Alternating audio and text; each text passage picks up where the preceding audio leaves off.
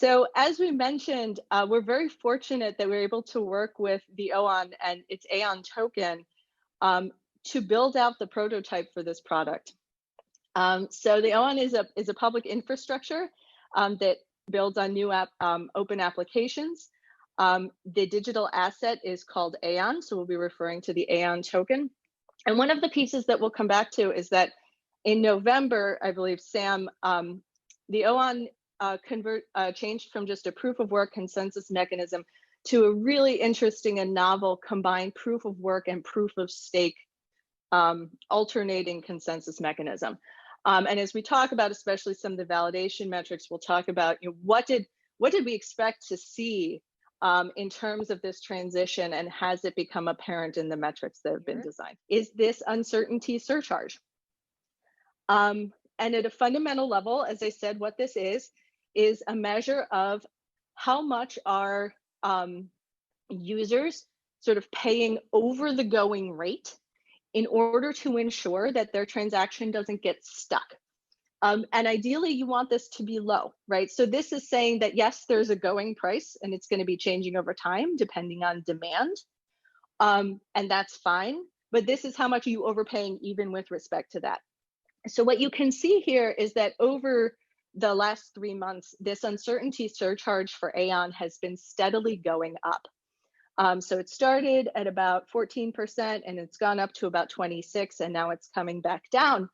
And what you can see, which is really interesting when you put this together, right now it's about 20%, is that this increase is in line with an increase in gas price volatility. So if you look at gas price volatility, you can see that over this same period, the gas price was becoming more volatile on the OON for the AON token. And so as a result, you see users are saying, I don't really know what the gas price is, but I'm just going to pay you more than the going rate.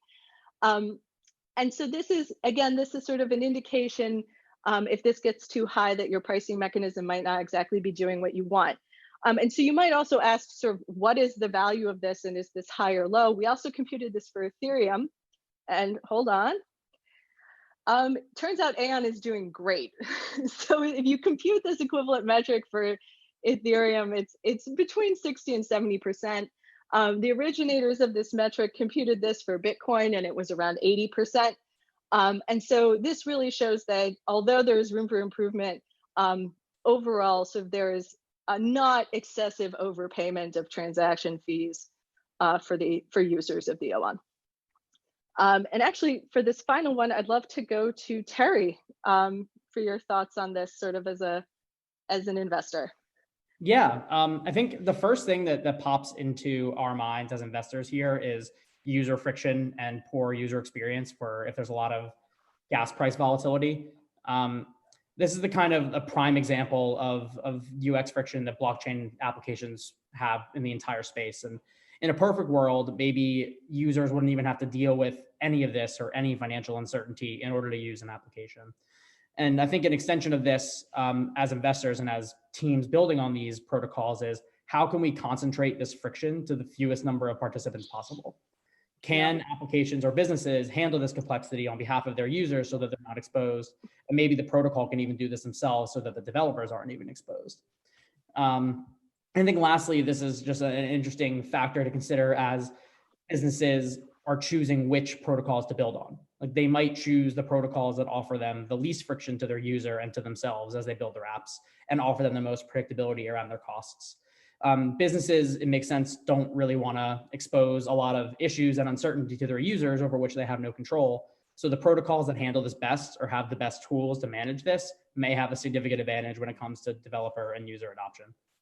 Yeah. And Sam, you had a really great point that, overpaying may seem trivial, but can actually have a really profound effect on the financials of projects building on these protocols. Yeah, like I guess to echo a little bit what Terry said, like when we look at, or for most networks that are operating in this space, you're really providing an infrastructure for people to build businesses or build products. And when you're building a business or a product, you need certain levels of certainty. And if you have too much uncertainty, you have too much risk. And that uncertainty is really important to control. And I think the challenge that a lot of these networks face, and us included, is that that uncertainty can be so volatile that if it starts to move outside of particular bands, it can actually break the fundamental economics of a business. So if you're creating a consumer product that is doing any type of interaction with an individual, and the cost of that transaction increases significantly over a small period of time, and potentially the margin that you're generating in that is so low that you might not even be able to feasibly do that anymore. So I think it's really important that this is something that organizations understand and continue to track, especially in regards to the individuals that are using the network and what type of businesses are they looking to build, and how does this uncertainty and how does this transaction fee market play into the economics of their business. Yeah, no, I think it's a really good point. And one of the things we've talked about, when you see these numbers is this being driven by exchanges, and what is the bidding strategy of exchanges versus apps? And what you'll see for some exchanges is they sort of just set a above market price and leave it. And you might say, well, okay, that has limited impact, but that reduces the amount of supply available for everybody else, right? So everybody else in the market has to respond to this and either compete for reduced space or increase the amount that they're paying. So even though you think you have a well-functioning auction mechanism that's setting a market price, this sort of reactionary bidding, because you don't really know what the price is and so you're just going to overpay, has really negative impacts for everybody else who's trying to use the project.